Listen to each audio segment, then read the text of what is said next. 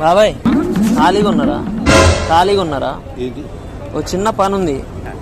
అంటే మా ఇంటి దగ్గర ఒక డబ్బున్నాము చనిపోయింది. అయితే ఆడ ఏడవడానికి ఎవరు లేరు. గంట ఏడిస్తే 1000 రూపాయలు ఇస్తా, వస్తారా?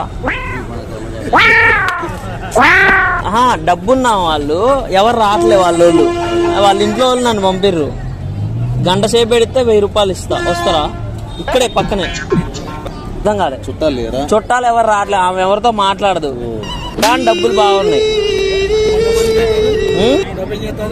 అర్థం కాలే.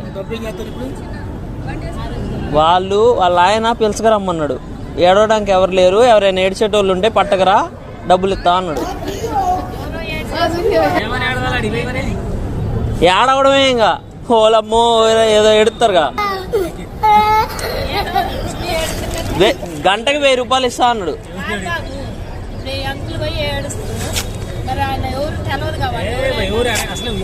అక్కడ ఎవరు లేరు, కనుక్కోవడానికి ఎవరు లేరు. మీరు ఏడుస్తా అనంటే నేను 2000 ఇప్పిస్తా, గంటకి 2000. మీరు ఖాళీ ఉన్నారా? నాది ఇక్కడే, మన ఈ హాస్పిటల్లోనే ఆమె చనిపోయింది, పక్కనే ఇల్లు. 3000 ఇస్తా ఇంకా ఫైనల్. గంట సేపు పెడితే 3000. డబ్బులు కూడా తెచ్చిన.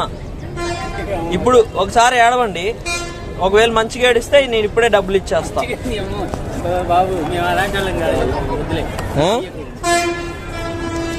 ఒకసారి ఏడవండి. అంకుల్ డబ్బులు వస్తాయి అంకుల్. ఫాలో చేయండి గైస్.